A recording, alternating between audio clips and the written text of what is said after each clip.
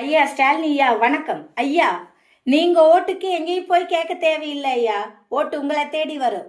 நாங்க கேட்க வேண்டது மூணு காரியம்தான். அது என்னோட குரல் மட்டும் கிடையாது, தமிழ்நாட்டில் இருக்கிற அம்புட்டு பொம்பளைகளோடையும் குரல். ஐயா, நீங்க மதுக்கடை சாத்த சொன்ன, அது சாத்துங்க. ரெண்டாவது, ரேஷன் கடையில் நடக்கிற அநியாயம் பார்க்க சொன்னேன்.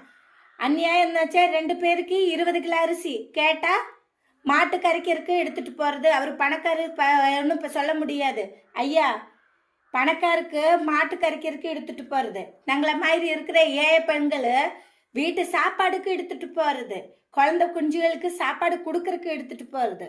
நல்ல அரிசியெல்லாம் இந்த மாட்டுக்கு கொடுத்து மோசமான அரிசியெல்லாம் சாப்பாடுக்கு கொடுக்குற நீங்க நல்ல விசாரிச்சுக்கோங்க. ரேஷன் கடையில் போனால் ரேஷன் கடையில் இருக்கிறவரெல்லாம் திட்டுற, என்ன இப்படியெல்லாம் பண்ணிட்டு கிடக்குறேன்னு கேட்டால் இப்படித்தான் பண்ண முடியும். தேவையா இருந்தால் வாங்கு, இல்லைன்னா போ. இப்படி பண்ணிட்டு கிடக்கிறது அது எனக்கு மட்டும் இல்லை, நிறைய பேருக்கு அனுபவம் இருக்கும். தமிழ்நாட்டில் இருக்கிற நீங்கள், தமிழ்நாட்டில் இருக்கிற எல்லா ரேஷன் கடையிலும் எல்லா பள்ளிக்கூடத்திலும் எல்லாம் எடுத்து போய் நீங்கள் செக் பண்ணுங்க. உங்களால் தான் முடியும். என்ன பதவி உங்கள் கையில் இருக்குது. நான் சொல்கிறது உண்மையாக இருந்தால் பிள்ளைகளா நீங்கள் எனக்கு சப்போர்ட் பண்ணுங்க. அப்போ தான் நமக்கு நியாயம் கிடைக்கும்.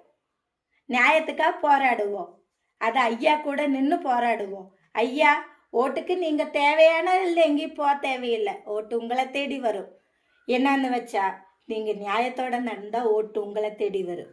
அநியாயத்தோடு நடந்தால் ஓட்டு உங்களை தேடி வராது. 1000 ரூபாவும் தேவையில்லை, 5000 ரூபாவும் தேவையில்லை. நமக்கு நிரந்தரமாக இருக்கிற நீதி தான் வேணும்.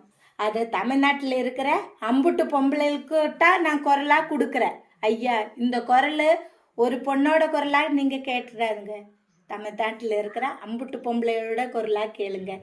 அம்புட்டு தாய் தகப்பனோட கேளுங்க. ஐயா பாய், மக்களே பாய்.